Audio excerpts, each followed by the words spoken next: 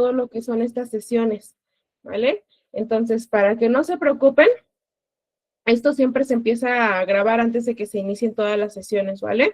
Para que lo puedan tener registrado y, bueno, para que más que nada suban las presentaciones a lo que es YouTube, que creo que hoy tienen el primer enlace, ¿vale? Así que no se preocupen por eso. Ok, como mencionaba, Henry Fayol era una de las personas que desarrolló lo que se denominó como teoría clásica de la administración y de la gestión. En esta base sentó una área de gestión moderna que se ha aplicado a lo largo de todo el tiempo. A diferencia de lo que fue Frederick Taylor, que se enfocaba en una eficiencia operativa, Fayol lo que quiso o lo que nos estableció, nos dejó, fue el funcionamiento global de todo tipo de organizaciones. Su área o su aporte, más que nada, aportó o estableció 14 principios de administración y 5 funciones esenciales de un área administradora. De hecho, las áreas administradoras las podemos ver dentro de sus pantallas y dentro de lo que son sus principios. Dentro de su área administradora consistió en planear, en organizar, en dirigir, en coordinar y en controlar.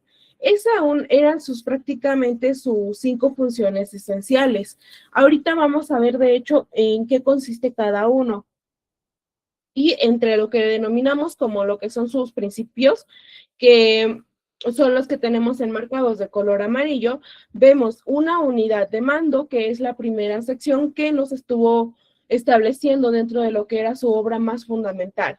Esta área, como se ve y como la podemos ver denominado, aquí como tal, se empleaba que cada empleado debía recibir órdenes de un solo superior.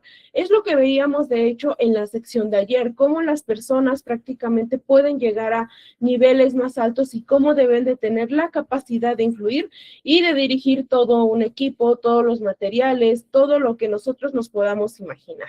Entonces, la unidad de mando era una de las características que Fayol consideraba que era de las más importantes al momento de establecer la teoría clásica de administración. Esta es la primera. En segunda, tenemos la división del trabajo. Como su definición lo dice, especialización para aumentar la eficiencia. Como lo veíamos ayer, esto prácticamente conlleva a la asignación de trabajo, a la asignación de tareas y de todo lo que se va a estar conllevando, todo lo que se va a estar teniendo en cuenta, que de hecho lo mencionábamos ayer. Durante este tipo de áreas o durante este tipo de procesos, siempre debemos de saber cómo manejar a las personas y siempre y cuando reconociendo el talento que tengan cada una de las personas y poder enfocarlos en esa área. Esa sería por parte de la división del trabajo. En siguiente, área de autoridad y de responsabilidad. En el área de autoridad, el poder de dar órdenes debe ir acompañado de responsabilidad.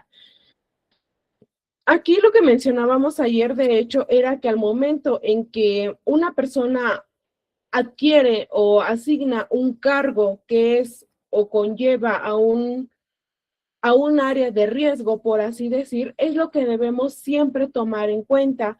Esto como tal es una de las características que nosotros podemos ver al momento de que empezamos a tomar decisiones o incluso al momento en que, si se dan cuenta, ayer les comentaba, esto se basa mucho en lo que es el proceso de atención de enfermería, en base a lo que es el PAE. Entonces, aquí, como tal, nosotros tenemos esta área de seguimiento, esta área de introducción y asimismo tenemos esta área de conocimiento y de responder por todas aquellas características o todas aquellas fallas o a todos aquellos reconocimientos que se lleguen a llevar a cabo durante este tipo de procesos.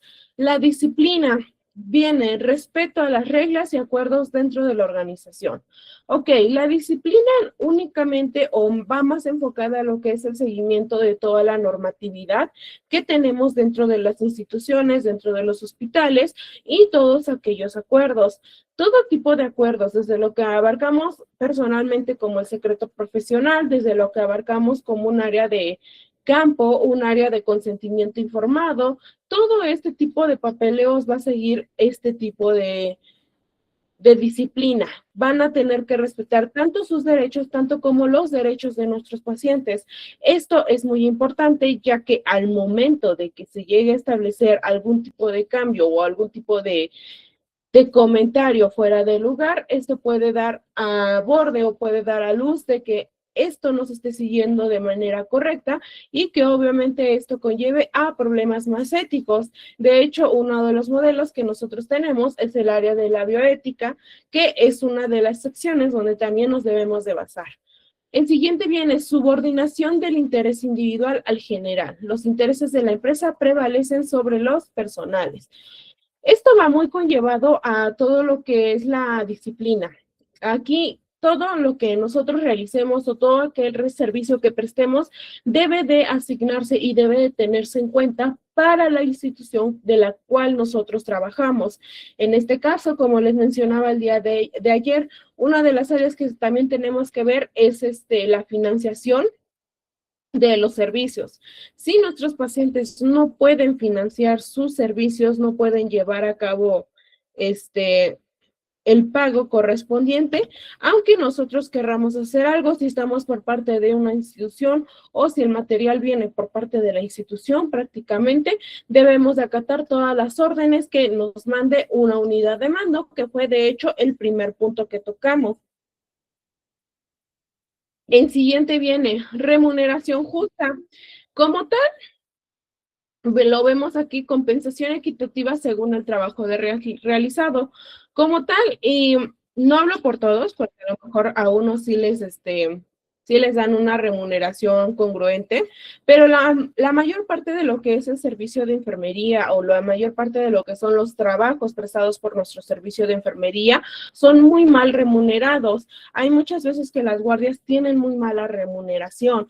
Entonces, aquí siempre se debe de ir por actualmente lo que es el salario mínimo. En este tipo de casos, una remuneración justa es más que nada a todo el conocimiento que han conllevado ustedes, a la formación que han tenido en cuenta, a toda la evolución que han tenido a través del tiempo. La remuneración como tal es una de las fases que mayormente tenemos como área complicada, por así decir. Como les comento, esto no es por todos, hay muchos que a lo mejor sí reciben una muy buena remuneración, pero hay muchos que realmente debemos de seguir avanzando para que se pueda aumentar esta área de prestación de servicios, ¿vale? Entonces aquí la remuneración consideraba Fayol que era una de las características que eran más importantes de tocar o tomar en cuenta. El siguiente, espíritu de equipo, fomentar la colaboración y armonía entre empleados.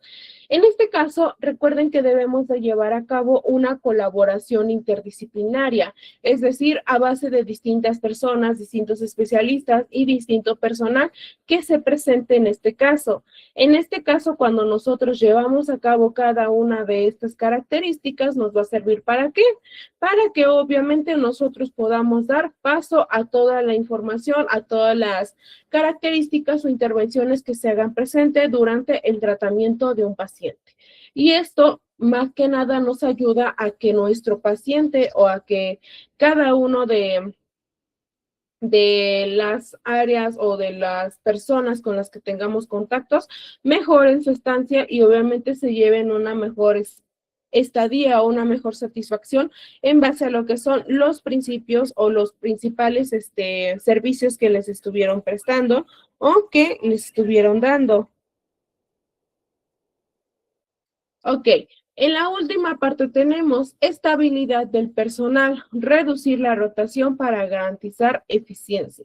La estabilidad conlleva, aunque sean guardias nocturnas, aunque sean guardias de día, de tarde, no importa cualquier tipo de área, siempre es necesario tener en cuenta al personal. La estabilidad tanto emocional, tanto física, tanto de todas las características que nosotros podamos ver.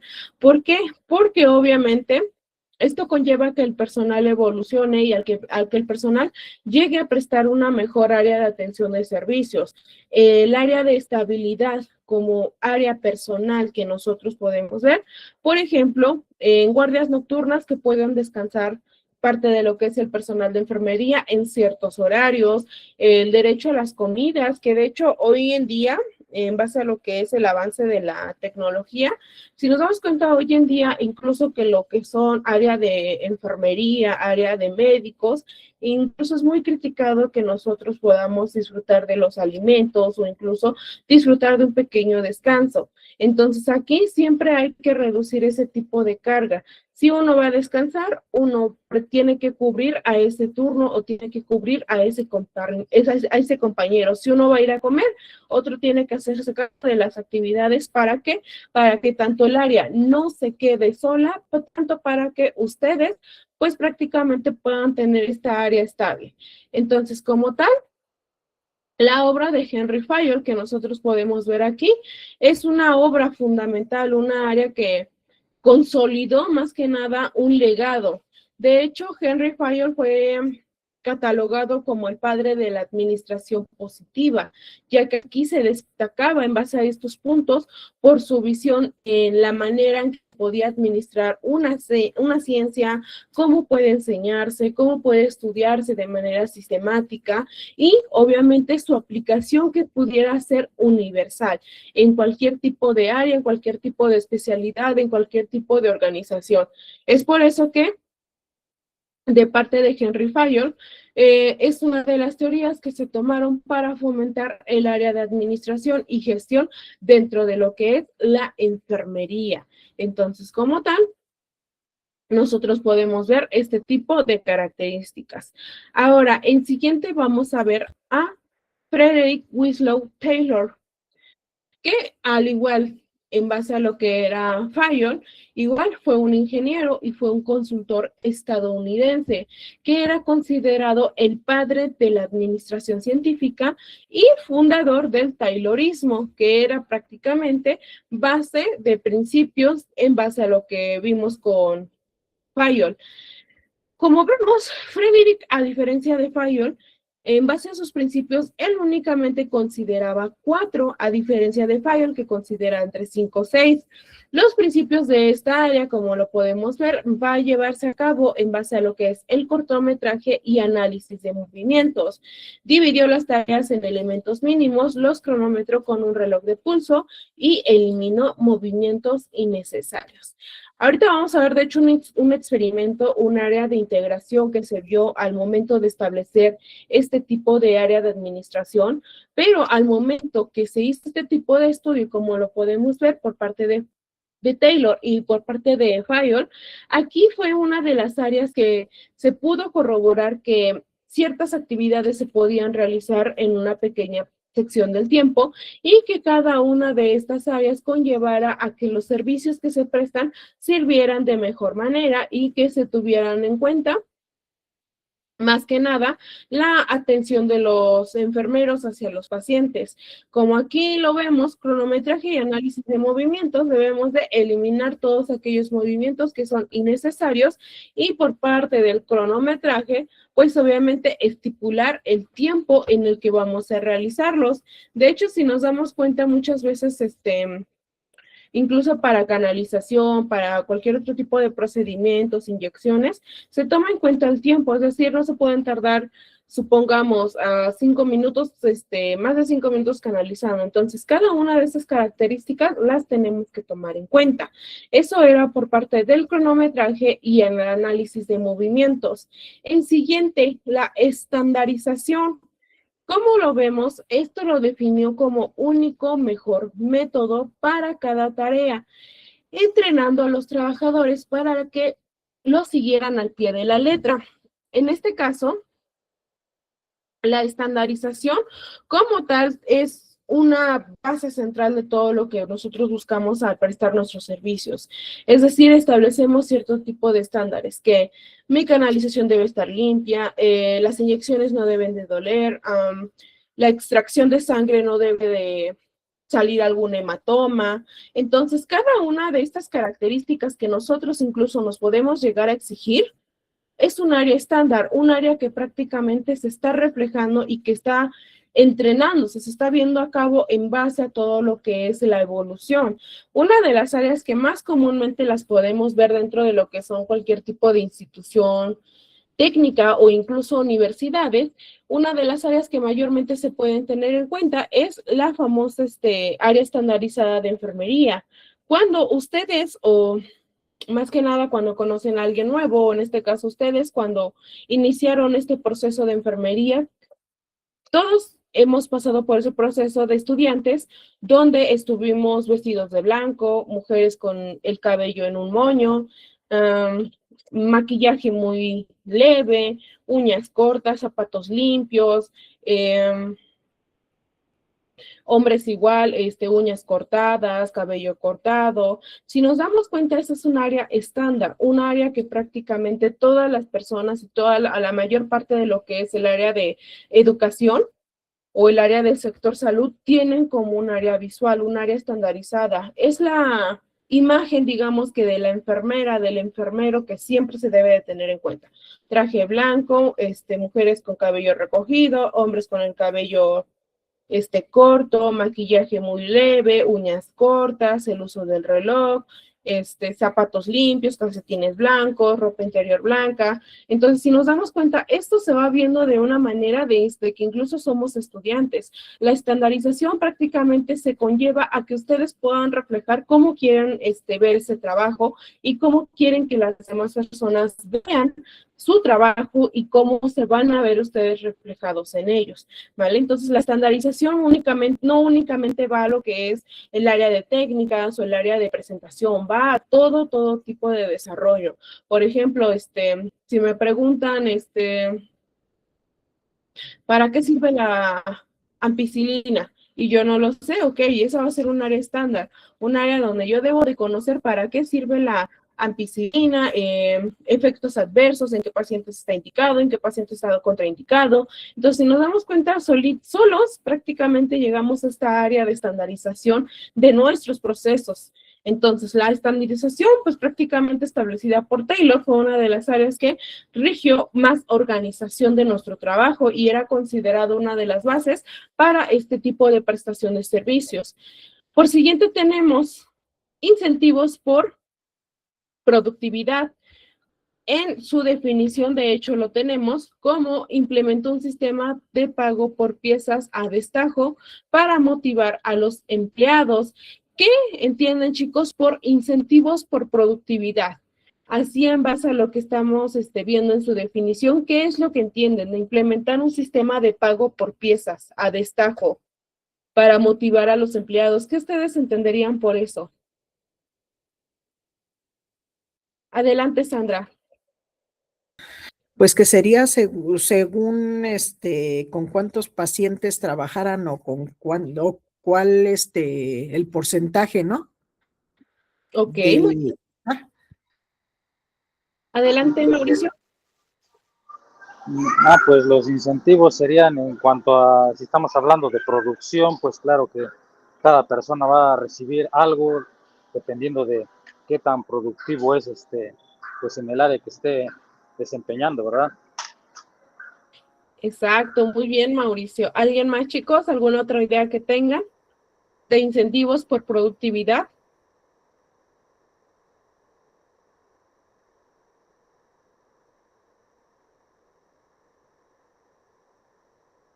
¿No? Ok. Bueno, como ya lo mencionaron, los incentivos por productividad es prácticamente a la manera en que ustedes estén atendiendo, cuántos pacientes, en qué áreas se desarrollaron, que si recibieron urgencias, si establecieron a lo mejor inyecciones, todo eso es un área de incentivos por productividad. En base a lo que ustedes realizan es el pago que se les va a dar o prácticamente el valor que se les va a estar dando durante este tipo de procesos. De hecho, lo veíamos ayer cuando estábamos tocando el tema de liderazgo. Muchas personas tienen incluso salarios mucho más mayores que los de nosotros, aunque no realicen estas actividades que nosotros sabemos o no sepan cómo intervenir, pero obviamente también conllevan a pasar varios filtros. Entonces aquí la productividad se va a ver enfocada en cada una de las secciones donde ustedes tengan el mayor talento o donde tengan su mayor enfoque al momento de producir su área de incentivos o área de productividad, ¿vale? Y para esto, obviamente, se emplea este tipo de sistemas. ¿Para qué? Para que ustedes los motiven. Si ustedes no faltan, supongamos, ninguna vez al año, ok, eso, por ejemplo, al final de año que establecen muchas empresas, les dan un bono o les dan, no sé, material, les dan despensas, les dan uniformes. Entonces, aquí prácticamente es lo que los motiva, a que siempre, siempre, siempre sean cumplidos. Es por eso que aquí Taylor lo estableció como un área para que se pudiera focalizar este tipo de datos. En siguiente tenemos separación de funciones. La planificación y control pasaron a manos de la gerencia, mientras que los trabajadores se enfocaban en ejecutar según los estándares establecidos.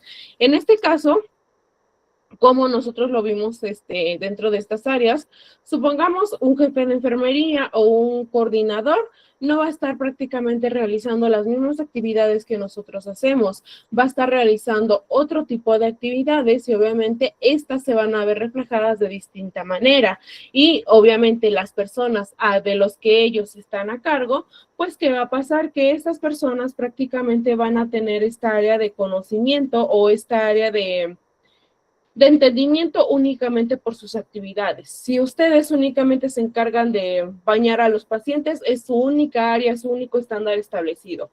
¿Por qué? Porque aquí únicamente se están enfocando en este tipo de secciones. Si ustedes atienden cirugías, igual. Aquí nada más se van a encargar de cirugías porque aquí es su control. Aquí es donde ustedes pueden implementar cada una de sus reglas. Como tal, Frederick Taylor, en sus obras implementó lo que fue la parte de la administración científica y más que nada sobre el arte de cómo cortar, cómo establecer cada uno de este tipo de sistemas o este tipo de alianzas. Aunque su enfoque como tal, si lo podemos ver, se encarga más que nada de criticar la manera mecanizada en que está el área trabajadora. Si nos damos cuenta, estandarizarlos, darles incentivos por productividad o darle incluso separación de funciones, esto prácticamente nos ayuda o nos da una base de mecanismo, es decir, ustedes no pueden realizar otra cosa que no sea lo que están establecidos. Entonces aquí prácticamente se trabaja o Taylor lo consideraba como un área de trabajo, un área que les implementaban y que únicamente se quedaban en esa sección, obviamente si no evolucionaban alguna otra cosa. Y esto como tal sentaron sus ideas base. Esto en la producción, en este caso producciones en masa y en los sistemas modernos de lo que es nuestra gestión de eficiencia. Su influencia como tal ha sido estudiada, ha sido un área de mucho comunismo, mucha integración, y esta más que nada se centró junto con lo que fue Taylor y junto con lo que fue Fayol para que pudieran establecer esta área de gestión de enfermería. Entonces, si nos damos cuenta, estas características se ven reflejadas hoy en día en todo lo que vamos realizando. Ahora, la siguiente autora o la siguiente aportadora de ideas es Florence Nightingale. ¿Quién me puede decir quién conoce las ideas o su enfoque o su área de gestión de enfermería? ¿Qué aportes nos dio en el área de gestión de enfermería Florence Nightingale? ¿Quién me puede decir?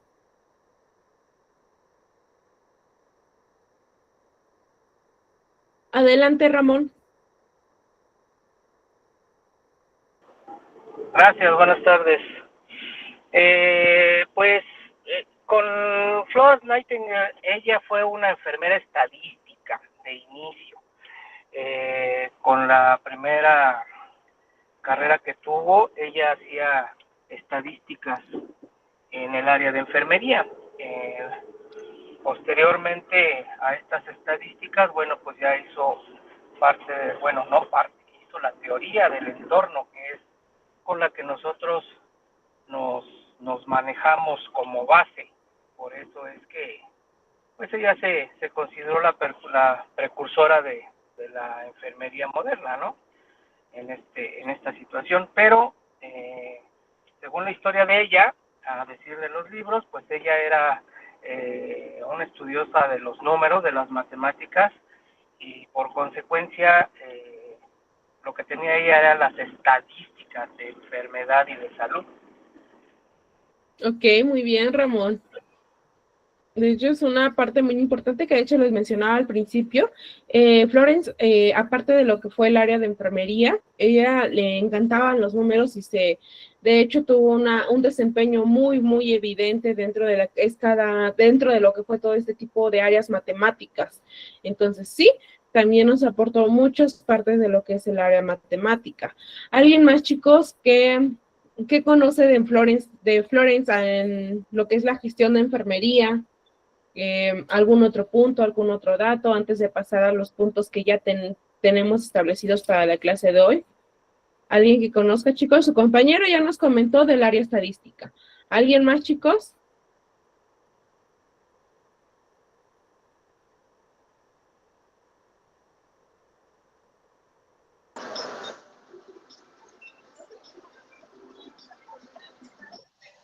Adelante, Mauricio.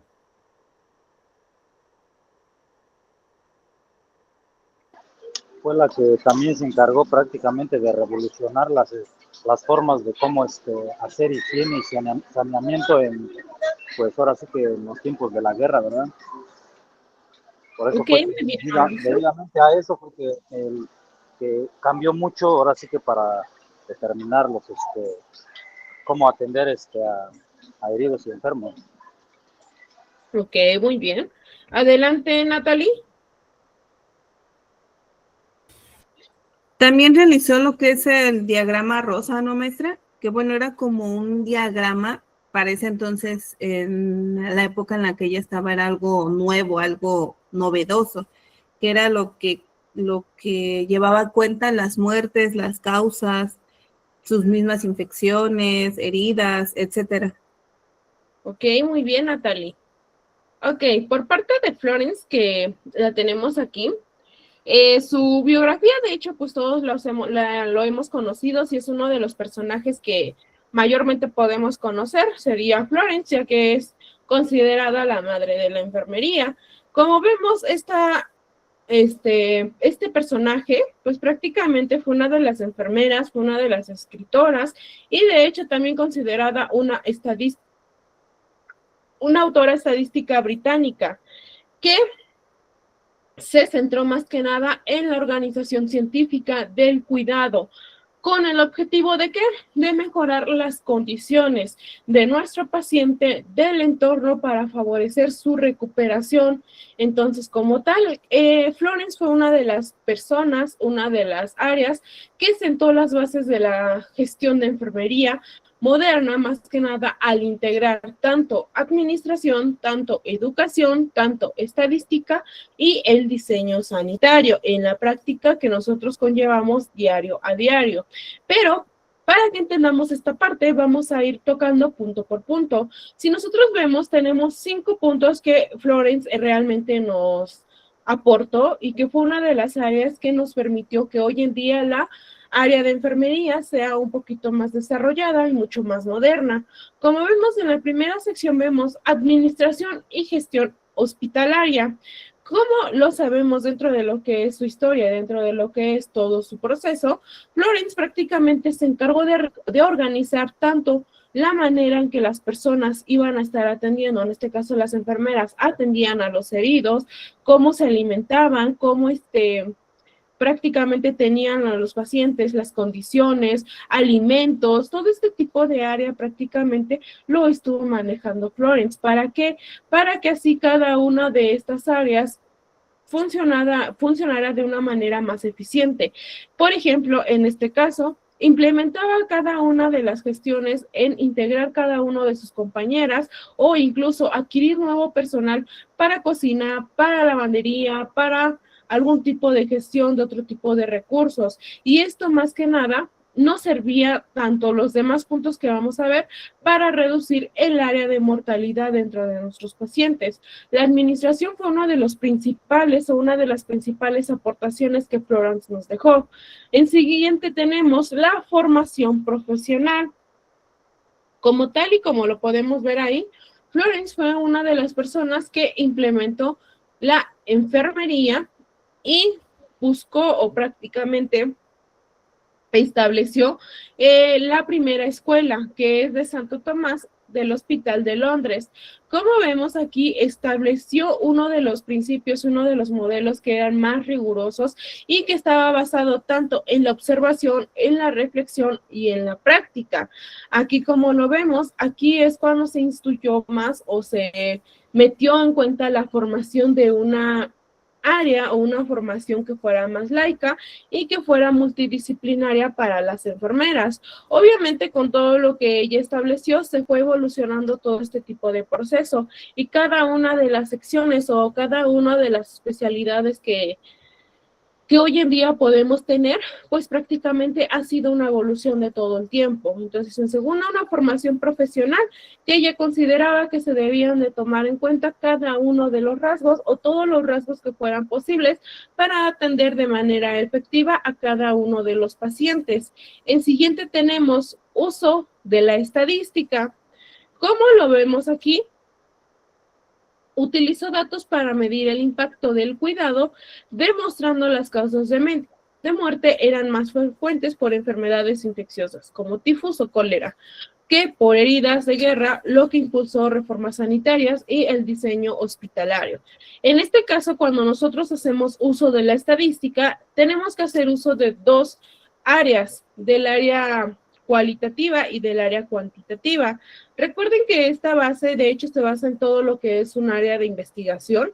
Cuando nosotros queremos establecer o cuando nosotros queremos ver el nivel de impacto que se tiene dentro de ciertas categorías con ciertos pacientes, que vamos a utilizar mayormente el área cuantitativa. Cuando hablamos de cuantitativo, quiere decir números, es decir, cuántas personas se presentaron con tal enfermedad, cuántas personas han fallecido por esta enfermedad, cuántas personas han tenido el mismo incidente durante la última semana. Entonces, cada una de estas categorías se pueden medir y se pueden, obviamente, modificar. ¿Por qué? Porque son áreas que van a estar cambiando constantemente.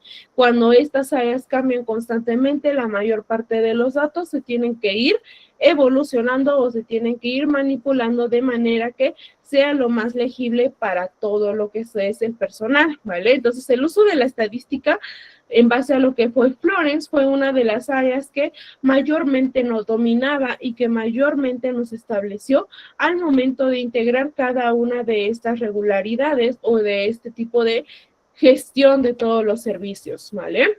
Ok, en siguiente tenemos gestión del entorno. Su modelo teórico enfatiza el control del entorno, aire, luz, calor, tranquilidad y dieta como elemento clave de la gestión del cuidado. Las enfermeras debían actuar como guardianas del entorno para permitir que la naturaleza restaurara la salud. En este caso, el entorno, como les mencioné en un principio, el entorno es prácticamente muy indispensable al momento de que nosotros queremos llevar esta área de evolución, esta área de conocimiento en base a lo que es la modificación o incluso la adaptación para cada uno de los pacientes. Todos los pacientes, de hecho, deben de tener una distinta área o incluso una distinta formación, una distinta adaptación. Hay muchas personas que les molestan, por ejemplo, cuartos que tengan mucha luz, hay otros que les gustan cuartos que estén muy iluminados, que estén cerca de una ventana o incluso que dejen la puerta abierta. Entonces aquí debemos de gestionar todo, aunque sea el más mínimo detalle, para que su salud de nuestro paciente pueda de una manera recuperarse o mantenerse evitando el sufrimiento de cada uno de nuestros pacientes, dependiendo del diagnóstico que se le esté teniendo en cuenta. Entonces, si nosotros lo podemos ver, la gestión del entorno es una de las áreas que sí o sí debemos de conocer. Y por último, liderazgo y visión estratégica. Fue una líder transformadora que promovió la profesionalización de la enfermería, la ética del cuidado, la confidencialidad y la responsabilidad social, sentando los cimientos de la gestión de enfermería como una disciplina autónoma. En este caso, en el caso de lo que fue Florence, ella, al igual que, de hecho, ayer les mencioné, creo, si no mal recuerdo, o no sé si se los mencioné, una de las áreas que mayormente conocemos a lo largo de la historia que influyó como un área líder fue Adolfo Hitler, o Hitler, como lo conozcan. Si han visto algo poquito o un poco de historia, podemos ver que Hitler prácticamente tenía esta área de liderazgo. Sabía convencer, sabía influir sobre las demás personas de que una raza o un tipo de persona era mejor que los demás. Incluso fue una persona tan convincente que convenció a toda una nación de unirse a lo que era su plan. Entonces, si nos damos cuenta, aquí Florence establece de hecho lo mismo, establece esta área de liderazgo. ¿Por qué? Porque dio sus conocimientos, dio este tipo de organización, implementó sus técnicas, implementó sus bases, sus cimientos, y todo eso ha ido evolucionando, ha ido de hecho dando en cuenta a cada una de las generaciones que nosotros hemos sacado, que nosotros hemos visto incluso a lo largo de todo lo que es nuestra carrera pasar. Si nos damos cuenta, siempre el primer personaje que nosotros escuchamos al momento de que ingresamos a una área es siempre Florence, porque es una área que supo ser líder, es decir, supo dirigir a una generación, supo establecer sus propias normas y supo transmitirlas hasta las siguientes generaciones. Su legado de Florence, de hecho, si lo podemos ver, sigue vigente hasta el día de hoy, y su parte de gestión de enfermería se basaba tanto en la observación como la planificación, su intervención científica y el control de su entorno. Y esto nos ayudaba ¿a qué? A garantizar el bienestar de nuestro paciente y a la recuperación. Entonces, como tal, fue la primera en presentar como tal, o de una manera más específica, una concepción de su modelo. Su cualidad de observación le permitió llevar a cabo todo tipo de actividades, tanto administrativas, tanto de gestión, para todo tipo de personas, y de hecho fue una de las personas que planificó hasta el más mínimo detalle. Posteriormente, obviamente, y tras todo tipo de trabajo, ha logrado fundamentar un área cuantitativa de las necesidades y de las importancias de los enfermeros, y esto nos ha ayudado, ¿para qué? Para que así poco a poco nosotros podamos dar en cuenta o podamos conocer cada una de estas secciones, ¿vale? Entonces, aquí Flores contó como uno de los personajes que hoy en día nos da este tipo de reglas. Ahora, tenemos los aportes de Florence en la administración hospitalaria. Como les mencioné, este tipo de secciones, Florence revolucionó. Y además de que fue una pionera en el uso de datos estadísticos y de una visualización más gráfica, estuvo desarrollando lo que fue el diagrama de áreas polares. ¿Para qué? Para demostrar que la mayoría de las muertes dentro de un hospital se debían a enfermedades prevenibles por mala higiene, no a heridas de guerra. Su enfoque, si nosotros lo vemos de una manera más histórica, basado en evidencias, sentó las bases para gestión hospitalaria basada en datos. Y si nos damos cuenta, en base a sus transformaciones, en base a las condiciones que ella vio, implementó estos 3 cambios que eran estructurales, estos 3 cambios que prácticamente dieron un área de innovación en esos momentos. En primera, las mejoras de la higiene, ya que en este caso mantener a lo que eran nuestros pacientes en situaciones o en algún tipo de área muy desconsiderable, pues ¿qué iba a pasar? Que obviamente se debe de cuidar todo eso, porque las heridas infectan, las heridas pues prácticamente no sanan, o se tiene en cuenta que no iban a curarse o iban a enfermar y posterior iban a morir. La organización logística, en este caso, ella estableció cada una de las necesidades que ella veía dentro de lo que fueron los pacientes, en este caso la cocina, la lavandería, gestión de las enfermeras, asignó a cada una un rol para que ellas pudieran atender de mejor manera a los pacientes, mientras que otros realizaban otras actividades y asimismo se pudiera mantener la salud del paciente. En siguiente tenemos la innovación en gestión. Esto, más que nada, fue en base a lo que es su formación.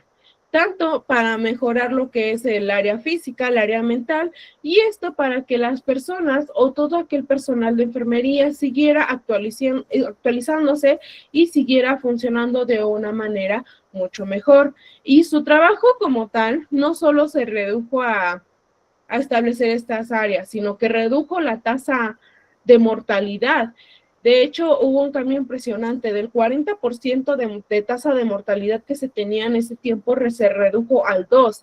Y esto también impulsó otro tipo de reformas como en este caso el sistema sanitario británico, los servicios nacionales de salud, y prácticamente cada uno de ellos pues dio el apoyo para que Florence pudiera establecer este tipo de características y estas se establecieran a un nivel más mundial.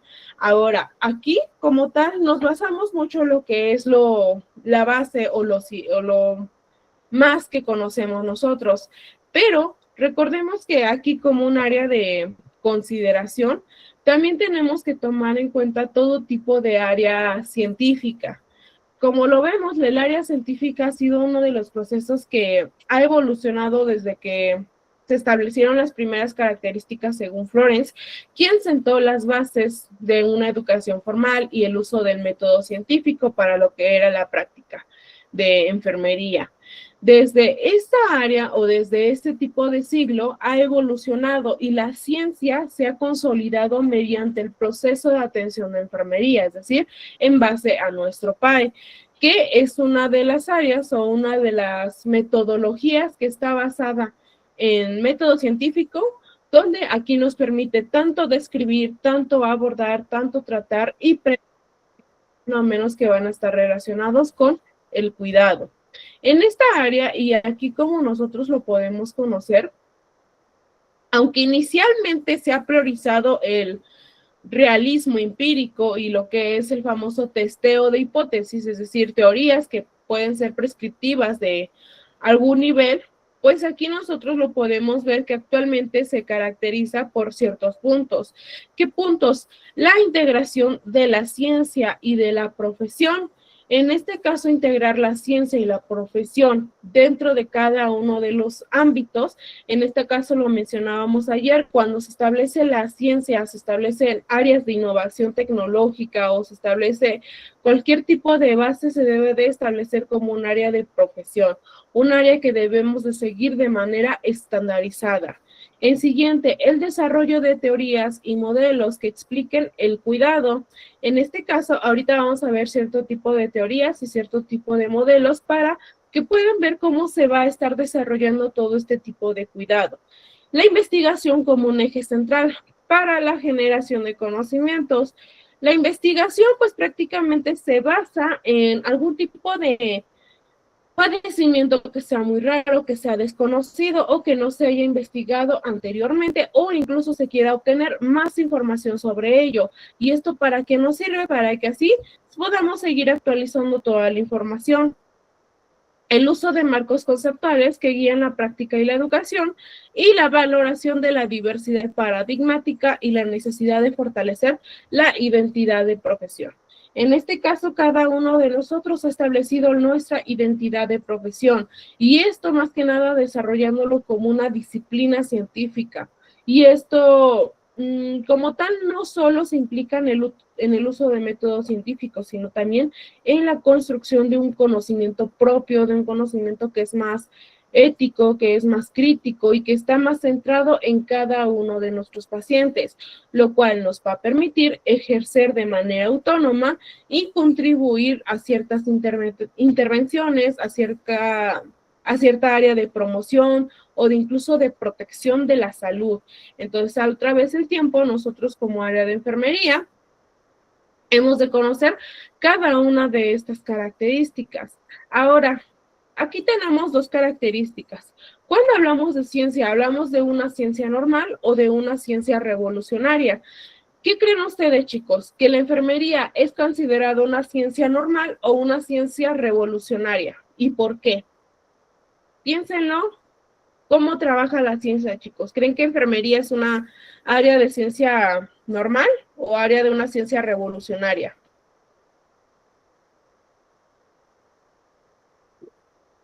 Adelante, Natalie.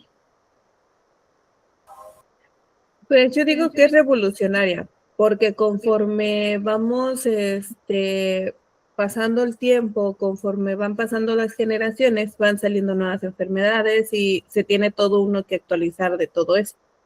Y siguen saliendo cada vez más enfermedades que no conocemos, por ejemplo, como lo que pasó con el COVID, que no sabíamos absolutamente nada. Entonces, poco a poco nos fuimos empapando de esa enfermedad y bueno, opino yo que es una enfermería científica revolucionaria. Ok, muy bien. Adelante, Mauricio. Pues sí, como dice la compañera, claro que en todo sentido es una ciencia revolucionaria, no solo porque todo el tiempo, así como va avanzando la tecnología, va avanzando la forma en cómo ir atendiendo y tratar a un paciente con nuevos medicamentos, con nuevo tipo de formas de tecnología que van saliendo, y claro que en base a eso pues ya es más fácil pues claro, atender al paciente y tratar de que alguna enfermedad o patología que tenga pues se llegue a sanar, ¿verdad? Así que todo el tiempo se está avanzando tecnológicamente y también en medicina, y pues claro que sí es revolucionario. Ok, muy bien, Mauricio. ¿Alguien más, chicos? Adelante, Miriam. Buenas noches, maestra. Pues igualmente que mis compañeros, opino igual que la enfermería es revolucionaria constantemente. La actualización debe de ser continua para poder brindar nuestra atención con los instrumentos, con el material y con pues todos los electromédicos que van saliendo, pues tenemos que estarnos capacitados continuamente. Entonces, igualmente que ellos, confirmo que tiene que ser la enfermería una ciencia revolucionaria. Ok, muy bien. Muy bien. Como ya lo mencionaron, la enfermería como tal está enfocada en una ciencia revolucionaria. Y esto más que nada porque pues prácticamente nos apoyamos en métodos que ya han sido aceptados por la ciencia. Pero para entender esto debemos de saber qué es la ciencia o cómo se maneja la ciencia. La ciencia como tal, y para no darles todo una definición, la ciencia como tal prácticamente sirve para señalar en la naturaleza lo que es verdad y la objetividad de lo que nosotros tenemos a base de eso, a todos los elementos, si es posible, si es imposible. Entonces, la ciencia como tal se encarga de observar de manera genérica todos los fenómenos y de conseguir una observación y una valoración, para que así obviamente se tenga en cuenta que aquí no puede haber falsos. Entonces, como tal, se le denomina revolucionaria porque a pesar de que cada uno de estos, y como han mencionado, cada una de estas secciones van cambiando conforme pasan las generaciones, conforme va pasando los años, todo este tipo de procesos van cambiando. Y de hecho, como mencionó su compañera, apenas en el área de COVID cambiaron muchas cosas, cambiaron demasiadas cosas, y esto es una de las áreas que nosotros comúnmente debemos de ver. Entonces, principalmente debemos de destacar que a pesar de que una ciencia apoya este tipo de establecer qué es verdad y qué es mentira, la ciencia revolucionaria también se basa de una ciencia normal, porque aquí prácticamente se apoya en los métodos que se han aceptado, en los métodos que ya se establecieron y se han asignado a cierto tipo de personas, a cierto tipo de trabajadores o incluso a cierto tipo de estudiantes. Entonces, como tal, es uno de los métodos que se están empleando para llegar a una conclusión dentro de lo que es nuestro trabajo, y esto sirve más que nada como una disciplina. ¿Para qué? Para que así podamos evolucionar, podamos llevar a cabo cada una de estas secciones y asimismo nos veamos nuestra área de enfermería de una manera distinta. Entonces, aquí prácticamente nosotros lo desarrollamos de esta manera. Una vez que nosotros ya establecemos este tipo de criterios, ahora sí, pasamos con la siguiente sección, que es la profesionalización y el liderazgo contemporáneo. Ahora, el tema que vimos ayer del liderazgo normal es muy distinto a lo que definimos hoy en día como liderazgo contemporáneo, aunque sí nos referimos a la misma definición de una persona que va a ser capaz de influir en otras y aún así mandar o tener esta área de gestión, esta área de administración, aún así poder intervenir en cualquier momento y poder pasar sus conocimientos a próximas generaciones. Lo que podemos ver es que esta es una de las tendencias, o el liderazgo contemporáneo está catalogada como una tendencia organizacional, una tendencia que es actual y que sus estructuras son más planas, más centralizadas, más enfocadas en trabajar en una tipo red. Es decir, que va a haber un creciente número y que se van a seguir todo tipo de estándares. Como lo podemos ver dentro de lo que es el liderazgo contemporáneo, se van a caracterizar 4 tipos de liderazgo. En primera tenemos el liderazgo transformacional, que va a estar enfocado en inspirar, motivar y desarrollar el potencial de los seguidores. En este caso, ustedes como un área de figura o un área líder, siempre llevan este tipo de proceso, que es un liderazgo transformacional. Van a llevar este tipo de áreas, supongamos, si es que en algún momento lo han tenido, con sus estudiantes, con auxiliares o incluso con personas que simplemente quieran aprender áreas básicas. Entonces, el aquí liderazgo se toma en cuenta al momento de que se vea a cabo cada una de estas secciones. En siguiente tenemos liderazgo auténtico, basado en la autenticidad, la humildad, la coherencia con los valores personales, como los líderes del nivel 5 de James Collins. ¿Alguien sabe cuáles son los líderes del nivel 5 de James Collins?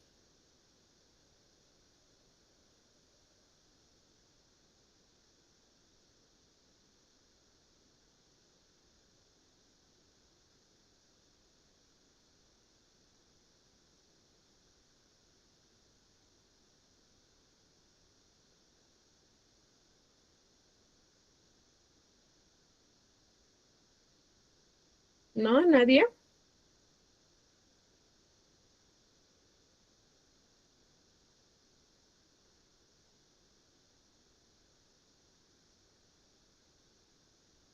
Ok.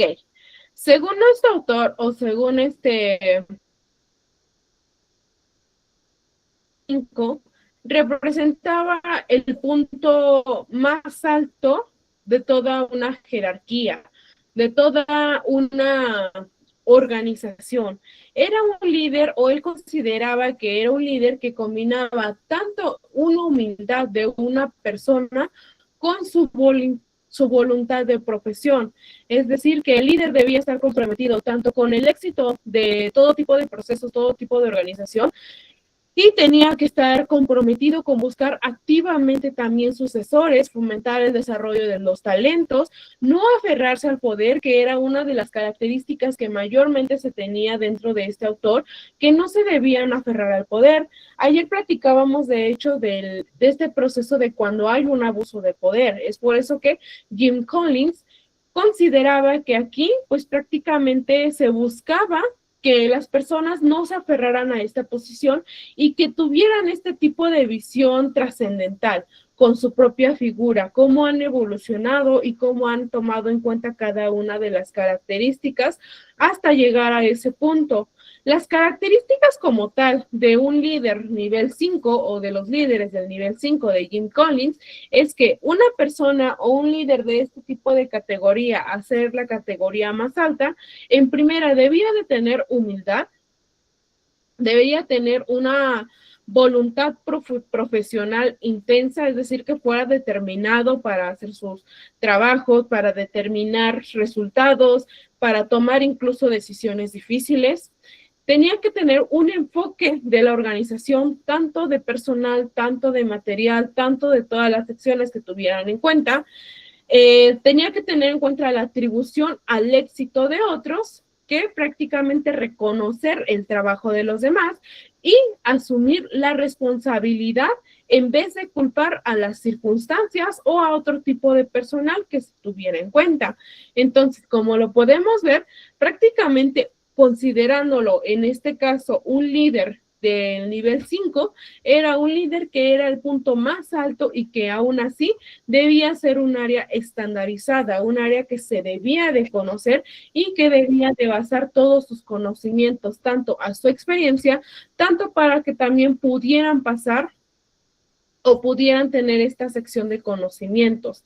Entonces aquí Jim Collins fue uno de las personas que más que nada nos dio un liderazgo auténtico, un liderazgo que debía de tener en cuenta cada uno de estos puntos. El siguiente tenemos liderazgo de servicio, que como su nombre lo dice o en su definición lo dice, prioriza el bienestar del equipo y la comunidad, promoviendo el empoderamiento y desarrollo humano. Aquí como tal, el liderazgo de servicio prácticamente, como su nombre lo dice, está basado en una sola sección. En este caso, cuando se les hace una asignación de una área, por ejemplo, área de neonatología, área de urgencias, área de la UCIN, cualquier tipo de área, prácticamente deben de manejar a su equipo y deben de promover que cada uno de ellos deba de realizar las actividades que realmente les corresponda y que asimismo ustedes puedan obtener esta área de empoderamiento o esta área de desarrollo para poder enseñarles, para poder guiarlos y para poder asumir todas las consecuencias que se pudieran hacer presentes. Y en último tenemos liderazgo situacional. Adapta al estilo según las necesidades del contexto, el equipo y la tarea. Liderazgo situacional únicamente, como lo dice, se da en una sola situación, en una sola determinación que prácticamente les va a dar este tipo de entendimiento o va a dar esta área de acreditación de su trabajo y de cómo lo van a llevar a cabo. Todos estos modelos de liderazgo, todo este tipo de liderazgo, son liderazgos contemporáneos, es decir, que prácticamente se están enfocados o se están enfocando a tendencias actuales, a nuestras estructuras, a su centralización de poder, a su trabajo en todo lo que es una red, el creciente número de trabajadores incluso. Entonces, si nos damos cuenta, estos tipos de liderazgo que podemos ver aquí exige más que nada que no estén limitados solo a tener un nivel alto, sino que se despliegue a todos los demás puestos y que cada uno, obviamente, en base a su formación, tenga este tipo de categorías. Entonces, como tal, la profesionalización del liderazgo va a implicar una formación continua, una evaluación de todo tipo de competencias y un compromiso con su desarrollo, tanto personal, tanto como con su desarrollo colectivo. Aquí destacan muchas áreas y muchas instituciones, en nuestro caso del sector salud, para que así cada una de estas secciones se vean abordadas y que asimismo nosotros podamos tomar en cuenta cada una de las características al momento de establecerlos. Ok, como les mencionaba, una de las cosas que nosotros tenemos que ver dentro de lo que es la transformación digital del sector sanitario es que como tal siempre estamos experimentando una evolución y este proceso ya se había iniciado antes de la pandemia, es decir, que durante este tipo de áreas o durante este tipo de intervenciones incluso se ha acelerado tras la irrupción de este tipo de COVID-19. Aquí como tal, el papel de las tecnologías digitales tienen una área muy importante dentro de lo que es el sector sanitario. Los cambios de organización, los cambios laborales, cambios de regulatorios, más que nada nos ayudan para establecer todo tipo de beneficios.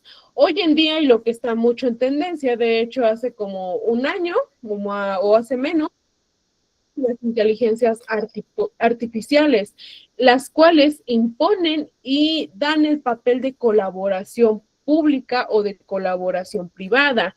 Y estos también tienen este tipo de procesos. Más que nada se realiza un marcado o se realice este área de iniciación para que se pueda anticipar todo este tipo de marco, para que se pueda fomentar lo que es la sanidad y que sea uno de los sectores que más rápidamente se complemente en el área de digitalización o en el área de integración al área tecnológica.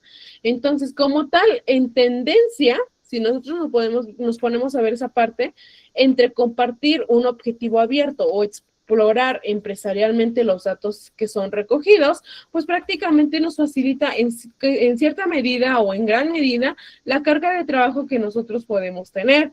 Y en base a lo que es esta transformación digital que podemos ver, tenemos la optimización de procesos, la mejora del acceso y de la atención, la toma de decisiones basadas en datos, interoperabilidad y sostenibilidad, que prácticamente cada uno de estos nos sirven para establecer cada una de las secciones y para establecer tanto para el personal de salud como para la población en general, cada una de las áreas o cada uno de los servicios que sean necesarios para atenderlos. Ahora, en base a lo que es una transformación digital, nosotros tenemos 8 principios rectores sobre la transformación digital. ¿Alguien sabe o alguien conoce cuáles son esos 8 principios de la transformación digital?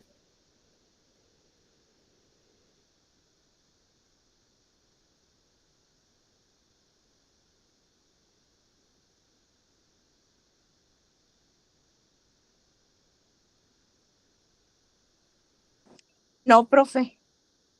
¿No? ¿Nadie, chicos? Bueno. Esto es lo que nosotros conocemos como los 8 principios de los rectores sobre la transformación digital y del sector salud. A esto, como lo vemos de hecho en la parte de abajo, está establecido por lo que es la Organización Mundial de la Salud y por la Organización Panamericana de la Salud. Son estas 2 organizaciones que establecieron estos 8 principios. Ahora, vamos a comentar cada una de estas actividades. Les voy a ir explicando en qué consiste cada una. A ver.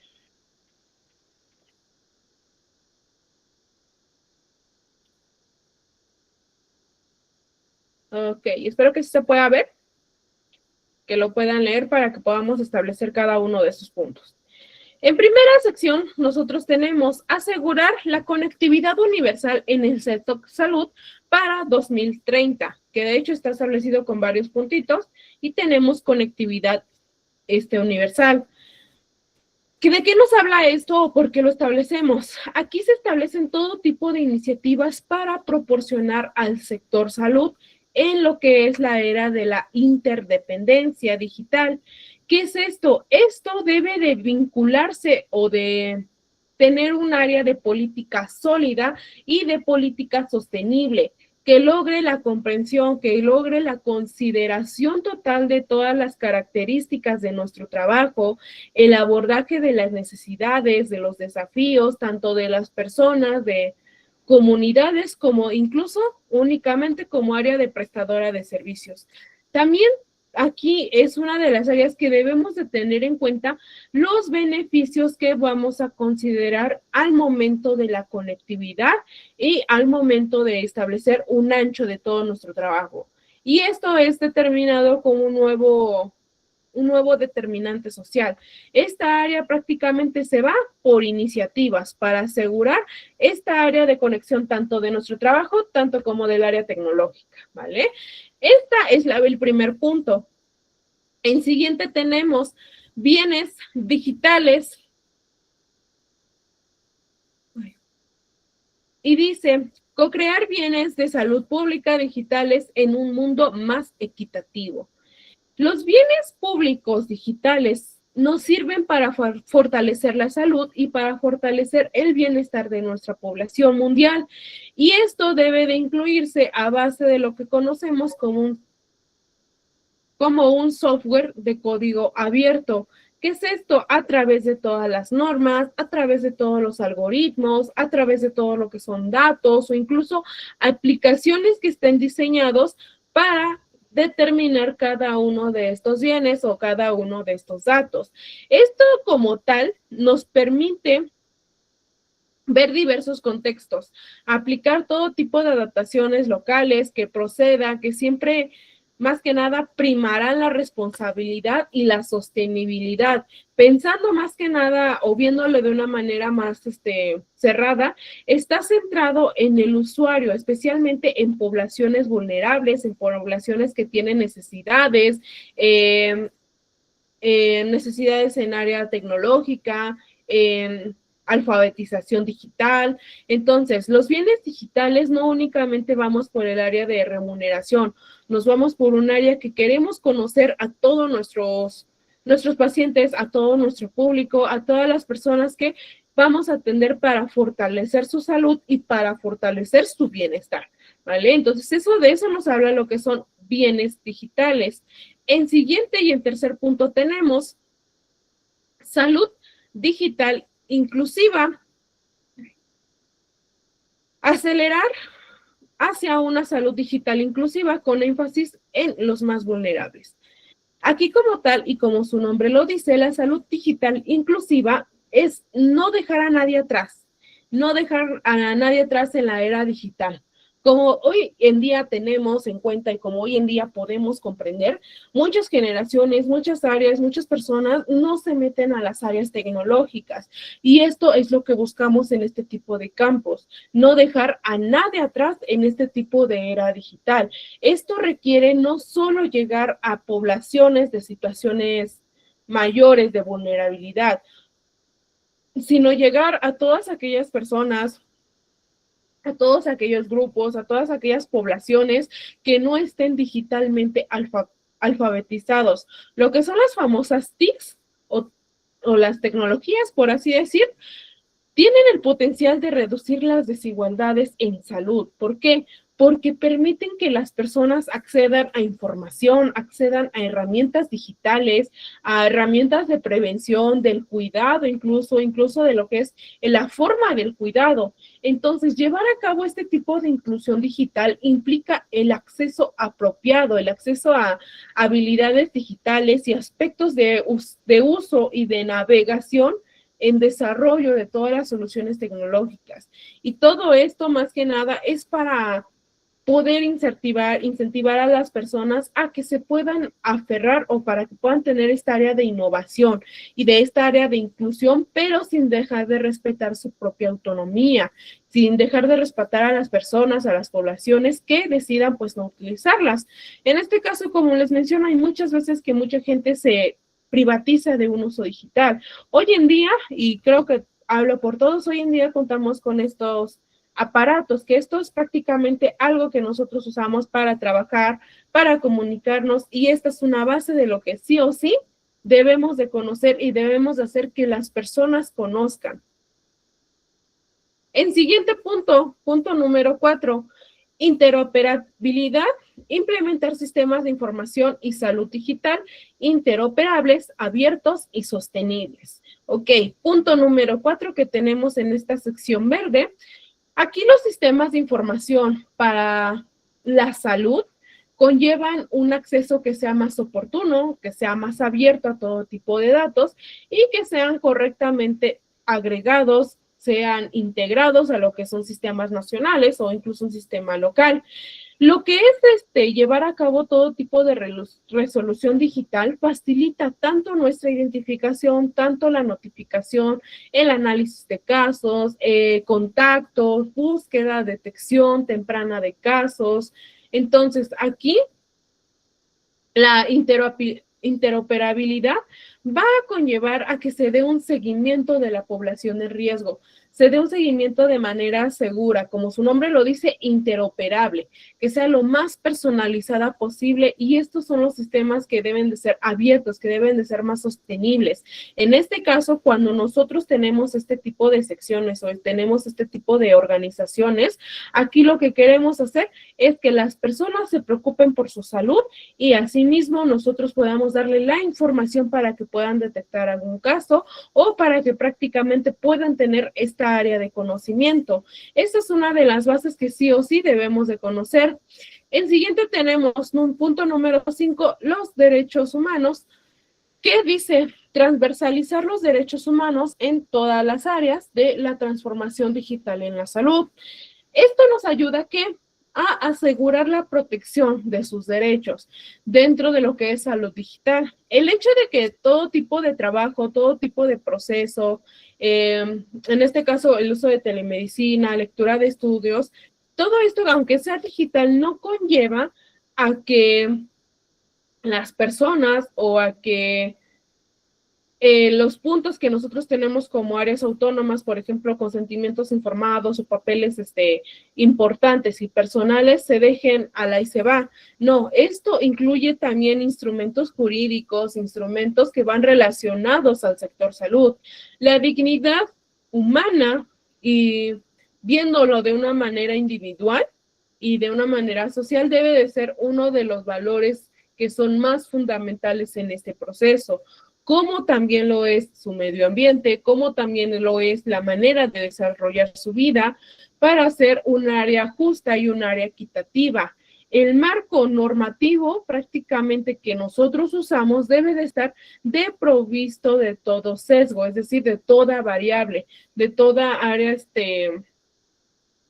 que pueda marcar o enmarcar una consecuencia o algo que no queremos, ¿vale? Entonces aquí, como tal, es prácticamente llevar a cabo, asegurar la protección de nuestros pacientes, tanto áreas de identificación, tanto su dignidad, tanto sus derechos, todo esto, aunque nos estemos digitalizando, pues prácticamente es una de las áreas que nosotros vamos a considerar para que los pacientes puedan tener este servicio de acceso y que puedan confiar en este tipo de sistemas, ¿vale?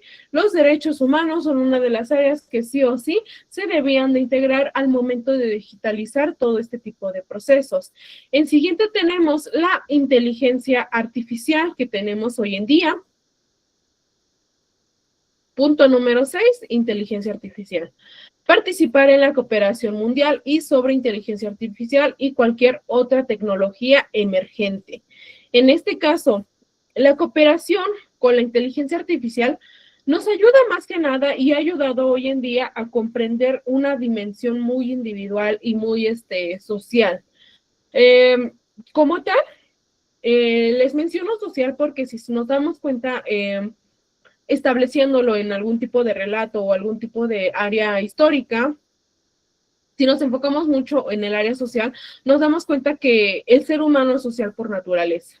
Lo que ha sido las tecnologías o las inteligencias artificiales hoy en día incluso ha salvado muchas vidas, ya que esto es un área de acompañamiento. Muchas veces que nosotros consideramos que puede ser peligroso, ¿no? Muchas veces ha salvado muchas vidas y prácticamente ha sido una de las áreas para poder llevar a cabo ciertos trabajos, aunque sea de manera no presencial. Entonces, aquí, más que nada, implicamos que sea una realidad globalizada, que sea una realidad que esté interconectada con cada uno de los puntos, que todo ello pertenezca a una condición humana y que dicha cooperación, así como el trabajo en redes, el trabajo multisectorial o de interdisciplinas, sea vital a la hora de diseñar y adoptar soluciones de inteligencia. De hecho, anteriormente había comentado cuando no está un especialista, lo que hacemos es marcarle y él está dando su punto de vista, ¿ok? Y esa es una parte donde estamos usando este tipo de conocimiento, este tipo de área, y esto, más que nada, si hablamos directamente de la inteligencia artificial, promueve muchos enfoques, mucha equidad, mucha diversidad cultural con las personas, y esto conlleva que las personas sean más abiertas, sean más confiables. ¿Por qué? Porque sabemos que lo está procesando cada uno de estos datos. Recordamos que las inteligencias pues, prácticamente están abordados de toda la información que encontramos nosotros en Internet o en diversas plataformas, y esto nos ayuda más a que este paso o este tipo de proceso sea mucho más factible para que las personas puedan confiar en este tipo de tecnologías. Entonces, si nos damos cuenta, la inteligencia artificial va a ser una de las áreas que sí o sí debemos de conocer. En siguiente tenemos seguridad de la información. Punto número 7, seguridad de la información. Establecer mecanismos de confianza y seguridad de la información en el entorno digital de la salud pública. Cuando nosotros adoptamos instrumentos que son normativos sobre el tratamiento, la protección de datos que son sensibles de la salud, pues prácticamente conllevamos a una información que está centrada en el paciente. Cuando damos este punto de seguridad de la información, estos sistemas o los sistemas que se utilicen al momento de administrar datos deben de implementarse respetando los derechos relativos a la salud, con fin de generar una cultura de manejo de datos que sean seguros y que sean confiables. Si nos damos cuenta, la mayor parte de estas tecnologías, o si lo han usado alguna vez, la mayor parte de estos procesos siempre se van a regir para, así de la mano, respetar sus derechos humanos, se van a regir por un código que únicamente el paciente y el sistema van a tener. De ahí ninguna persona debe de llegar a tenerlo. ¿Por qué? Porque aquí está catalogada como un área de equilibrio entre la necesidad para acceder y los datos y la privacidad que se va a tomar en cuenta. Entonces, la seguridad de la información que nosotros tenemos aquí va a conllevar que cada uno de estos datos se tenga obviamente en una manera almacenada y que asimismo pues no se tenga como tal esta característica de mala aceptación o esta característica de mala asignación de todos los datos, ¿vale? Entonces, la seguridad de la información es una de las partes más importantes. De hecho, si lo vemos hoy en día dentro de lo que son dispositivos electrónicos, un teléfono, una tablet, todos ya requieren un mecanismo de seguridad. Entonces, como tal, esta es una de las bases que sí o sí ningún sistema debe de evitar. Y por último, arquitectura en lo que es la salud pública. Diseñar la arquitectura de la salud pública en la era de la interdependencia digital. ¿Qué quiere decir esto? La arquitectura que tenemos nosotros dentro de lo que es el sector público debe de ser como un área agendada, es decir, que debe articular distintas vertientes, distintas áreas para optimizar tanto planificaciones, tanto gestión de recursos, y que así se pueda basar el aprovechamiento de normas y de procedimientos a favor. ¿Cómo lo establecemos o cómo vamos a poder establecer, cómo vamos a optimizar cada uno de estas planeaciones o cada uno de esta gestión de recursos o incluso de atención? Bueno, en este caso nosotros siempre o la mayor parte hemos usado en algún momento algún tipo de organización o algún tipo de planificación de procesos. En este caso, se presentan supongamos a consulta el día hoy, 4 de marzo, van a tener consulta el día 12 de marzo. Entonces aquí estamos planificando, estamos prácticamente optimizando nuestros recursos, optimizando las citas que ya tienen otros pacientes y estamos optimizando a que ese día pues pongamos un par de guantes más, pongamos un par de pinzas más o pongamos algún tipo de gasas que sean más, podamos renovar este medicamento. Entonces aquí como tal va a ser aprovechar tanto las normas, tanto todo tipo de procedimiento que sea a favor de nosotros, de todas las múltiples áreas, no solo de nuestra área central como esfera de salud. Este caso es más que nada que sea conectivo. Y si nos damos cuenta, cada uno de estos puntos que de hecho acabamos de ver, va a conllevar prácticamente estos principios, esta área rectora, esta área sobre la transformación digital de nuestro sector salud. Si nosotros lo podemos ver, estos 8 principios prácticamente tocan un punto clave para que esta área de innovación tecnológica, esta área de nueva integración, pues se vea reflejado dentro de todo lo que es la actualidad. Actualmente se usa mucho en lo que son sistemas privados, en lo que son sistemas de gobierno, áreas particulares actualmente no sé si las implementan o siguen utilizando nuestro mismo sistema de llenado de hojas, presencial o cualquier otra área, pero si nos damos cuenta cada vez los recursos son un poco más fáciles, ya que por ejemplo si queremos unos estudios de laboratorio, sacamos cita o sacamos un folio y vamos el día, vamos la hora que establecimos y asimismo ya se toma en cuenta. Si por ejemplo quieren una cita con un médico, que se establece día, se establece hora, se presentan ese día. Entonces, esto nos ayuda más que nada a la optimización de todo este tipo de recursos. Anteriormente se tenía que tomar en cuenta algo mejor una agenda o cualquier otro tipo de áreas, pero al momento de que se establece todo este tipo de principios, estos 8 principios, pues nos va a ayudar a que prácticamente nuestra área de gestión o nuestra área de conocimiento pues las podamos tener en cuenta y podamos tener en clave, ¿vale? Ahora, de esto que nosotros vemos, de estos 8 principios también va a basarse otro tipo de modelo, un modelo que se le denomina el arco iris de Dahlgren-Whittenhall. ¿Alguien sabe qué es este tipo de modelo del arco iris de Dahlgren?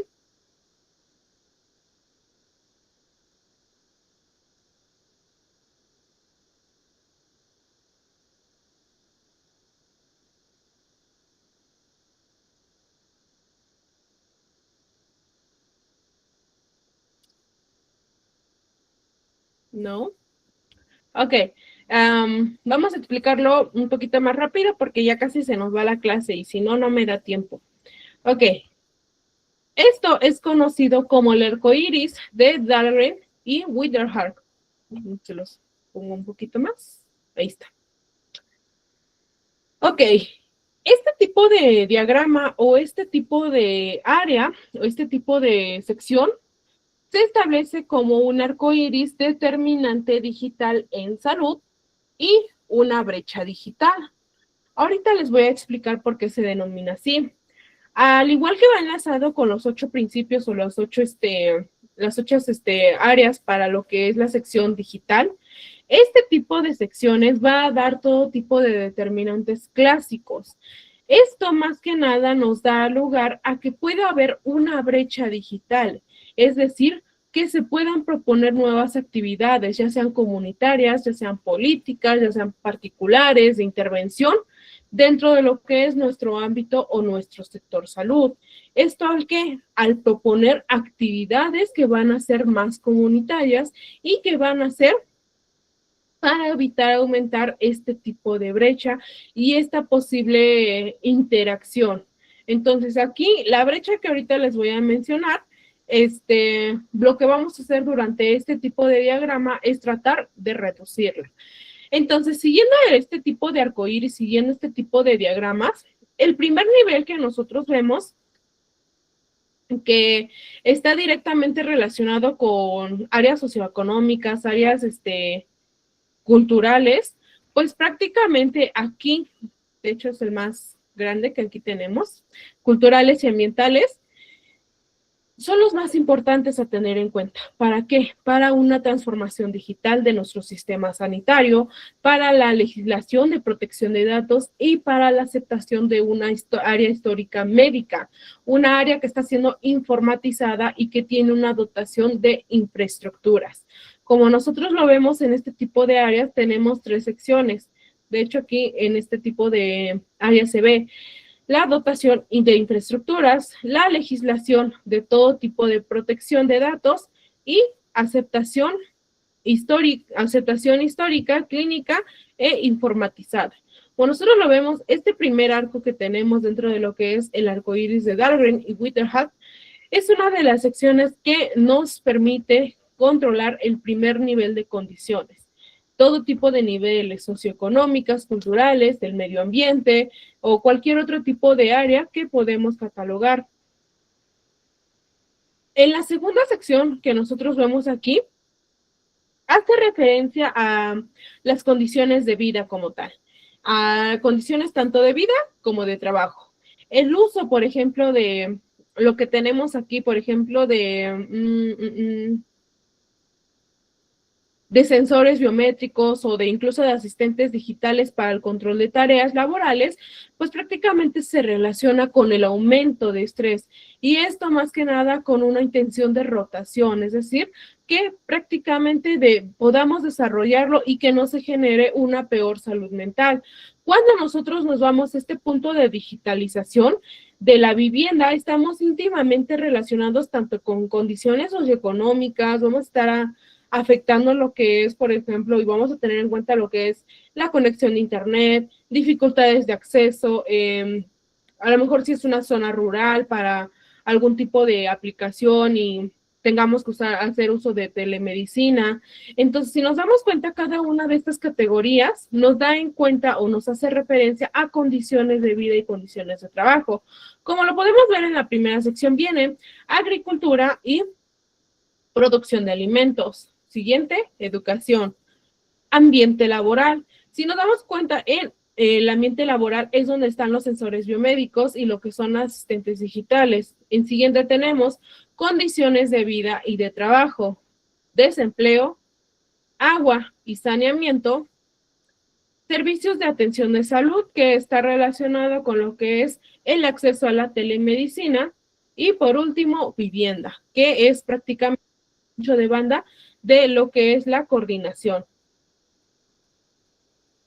¿Vale? Esto conlleva a la segunda sección, la área que nos va a dar las condiciones de vida y condiciones de trabajo al momento de digitalizar nuestros servicios.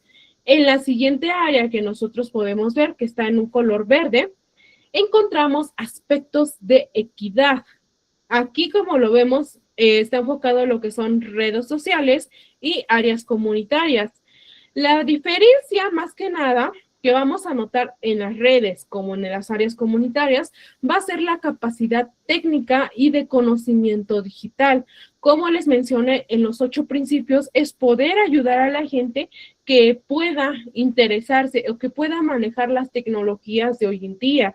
¿Para qué? Para combatir la desinformación sanitaria, para combatir todo tipo de dificultad de lectura crítica, para llevar a cabo un mayor nivel educativo, una generación incluso de ingresos. Recordemos que hoy en día las redes sociales y las áreas comunitarias están muy enlazadas. Si nosotros sabemos manejarla, podemos obtener beneficios de ellos. Esto prácticamente nada más enfocándonos en el tercer arco. Por último, este tipo de arco, que son los factores individuales y más que nada el estilo de vida, que de hecho se ve aquí, se está relacionado con lo que es la promoción de salud. ¿A través de qué? A través de las herramientas. Esto es una de las partes más importantes, pues por eso que está en un área central, porque aquí es importante el juicio a partir de los conocimientos que se obtienen de información. En este caso, si ustedes buscan tipo de heridas en Wikipedia, que es la más común, en ese caso van a obtener mucha información y es aquí de donde se va a hacer referencia a, se va a hacer el juicio de los conocimientos a partir de la información recibida. Y es por eso que más que nada aquí se hace muy evidente lo que es algo que conocemos como sedentarismo digital. Es decir, que esto puede aumentar la inactividad física durante el uso de dispositivos digitales, también puede disminuir mediante lo que es la baja estimulación de actividad. Este es uno de los puntos más importantes porque aquí destacamos la exposición a todo tipo de dispositivos, a pantallas, especialmente a cierto tipo de edad. Por ejemplo, en este caso, jóvenes de los que son 12, 15 años, que creo que es cuando ya mayormente la mayor parte de los niños o de los adolescentes o preadolescentes llegan a tener celular, hasta lo que son 25, 26, incluso muy raro 27 años, porque aquí prácticamente se ha relacionado con el aumento de ciertas dificultades o de ciertos trastornos mentales. Si nos damos cuenta, aquí de hecho se ve relacionado lo que es el sedentarismo digital y lo que es la marginación digital. Y esto va conllevado a la edad, a lo que es el sexo y factores constitucionales que van a conllevar cada uno de los adolescentes que tengan este tipo de áreas. Entonces, la digitalización que nosotros podemos ver puede aportar, sí, grandes beneficios a las personas, grandes beneficios a nuestro personal de salud y a nuestra comunidad, pero a menudo este tipo de colectivo, este tipo de área profesional sanitaria, muchas veces no están registradas adecuadamente o no están adecuadamente programados para que obviamente aquí se pueda dar su utilidad o su existencia. Es por eso que esa es una de las áreas más importantes, porque si nosotros no contamos con este tipo de conocimiento o con este tipo de acceso que podemos ver, en este tipo de secciones, pues se va a una mala información, a una mala interpretación de todo este tipo de datos y para que prácticamente, pues aquí tengamos más consecuencias de las que nosotros queremos. Entonces, esa es la brecha que nosotros tenemos dentro de lo que es la digitalización de todo nuestro trabajo. Podemos sí comunicarnos, podemos tener esta área de conocimiento, pero aquí nos vamos más que nada a nuestra área central. El uso excesivo a pantallas incluso puede alterar ciertas funciones del organismo de nuestros pacientes y asimismo traer complicaciones y es obviamente lo que menos queremos, ¿vale? Entonces aquí prácticamente estos son los dos diagramas que sí o sí debemos de conocer y debemos de aportar, debemos de tener como área de conocimiento. Entonces aquí pues prácticamente es una de las bases que nos va a apoyar, sí, pero que también debemos de ver las brechas que se van a generar al momento del desarrollo de todo este tipo de procesos, ¿vale? Muy bien, chicos. En este caso vamos a dejarlo hasta aquí, ya no pudimos ver las teorías, pero las vemos el día viernes. El día viernes estaríamos viendo los que son las teorías del medio de gestión y de los cuidados de enfermería. Son teorías un poquito largas, así que vamos a tratar de hacerlos lo más reducidos posibles para que así podamos avanzar con la información, ¿vale? Entonces vamos a dejarlo hasta aquí, chicos. Vamos a terminar la clase aquí por el día de hoy y nos vemos el día viernes, chicos. Si no hay ninguna duda, si no hay ninguna pregunta hasta el momento con lo que vamos viendo, pueden ir saliendo, chicos, que tengan una excelente noche los que estén trabajando y que descansen los que estén en su casita. Así que nos vemos, chicos, el día viernes. Bien, maestra, gracias. Gracias, maestra. Gracias, profe, igualmente. Chicos, Gracias, maestra, hasta mañana. Hasta el Gracias, viernes. profesora. Hasta mañana. Que tengan Nos vemos, bonita El viernes, noche, perdón. maestra. Nos vemos mañana. descansen.